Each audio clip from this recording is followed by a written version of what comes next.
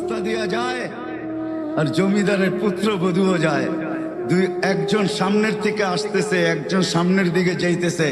দুইজনের ক্রসিং এর সময় ভিক্ষুকের গায়ের কাদা জমিদারের পুত্রবধূর গায়ে লেগে গেছে। সে দুনিয়া আন্ধার করে ফেলছে, স্বামীকে ডাইকা নিয়ে আসছে, বলছে ভিক্ষুক আমার কাপড় নষ্ট করে দিছে। সে শুধু ভিক্ষুক ছিল না, বৃদ্ধ ছিল। বৃদ্ধ ছিল না শুধু, জীর্ণ ছিল, শীর্ণ ছিল, শরীরে কাপড় ছিল না, ফাটা চিরা কাপড় ছিল, পায়ে জুতা ছিল না, পেটে ভাত ছিল না। জমিদারের পুত্র সইতে পারে নাই, যৌবনী শক্তি সয় তো সয় কি কইরা তার স্ত্রীর গায়ে ভিক্ষুকের কাদা, বস সমগ্র শক্তিকে হাতে জমা করা একত্র করা বৃদ্ধের গালে বসায় দিছে। বৃদ্ধ কিচ্ছু বলে নাই, শুধু উপরের দিকে তাকায় দুই তিনটা শব্দ উচ্চারণ করছেন।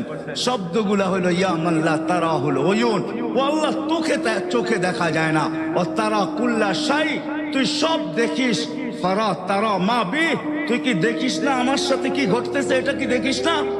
বলতে দেরি যুবক, মরতে দেরি হয় না।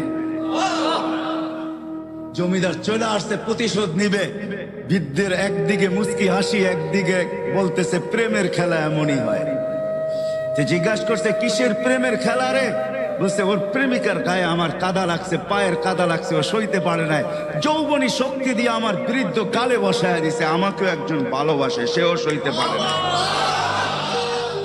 সেও সইতে পারে না। ও তো থাপ্পড় দিয়া ক্ষান্ত, সে জান নিয়ে নিছে, জান।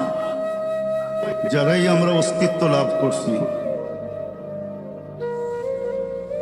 বা যাদেরই আমাদের বর্তমানে আমরা উপস্থিত বা অস্তিত্ব আছে,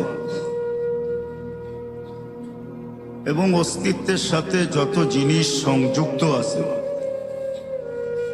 অস্তিত্ব